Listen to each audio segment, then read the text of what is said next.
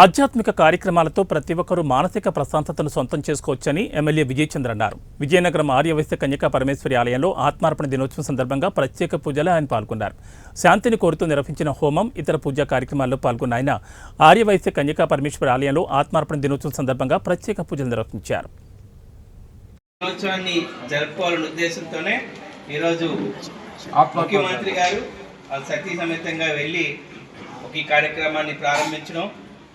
అయితే ప్రభుత్వం ఎప్పుడు కూడా మీ గురించి ఖచ్చితంగా చెప్పాలంటే మీ సామాజిక వర్గానికి చెప్పాల్సి వస్తే మీరు ఎప్పుడు కూడా 10 మందికి సాయం చేసిన వాళ్ళే తప్ప ఎవరిని ఇబ్బంది పెట్టలేని వ్యక్తులు ఎవరైనా ఉన్నారంటే అది మీరే.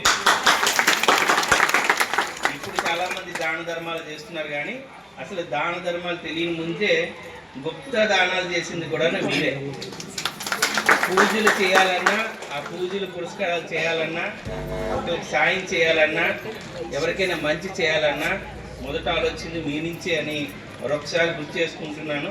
మీరు ఎక్కడుంటే ఇక్కడ లక్ష్మీదేవి ఉంటుంది, మీరు ఎక్కడుంటే అక్కడ మంచి జరుగుతుంది, పుణ్యం కూడా అంటే బ్యాలెన్స్ చేయగలుగుతారు అనే విషయాన్ని మా పార్వతీపురం పట్టణానికి ప్రముఖంగా మీరందరూ ఉండడం, పార్వతీపురాన్ని ఎంతవరకు ఆర్థికంగా నిలబెట్టిన మీరందరికీ కూడా మేమందరూ కృతజ్ఞతలు. ఎందుకంటే మీరు ఉండడమే కాకుండా 10 మందికి జీవితాలు కూడా ఇచ్చే కుటుంబాలు మీ అందరూ విన్నారు.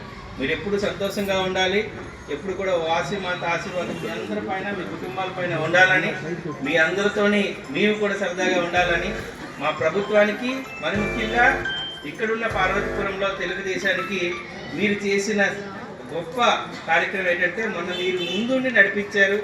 ప్రభుత్వం ఎప్పుడూ లేని విధంగా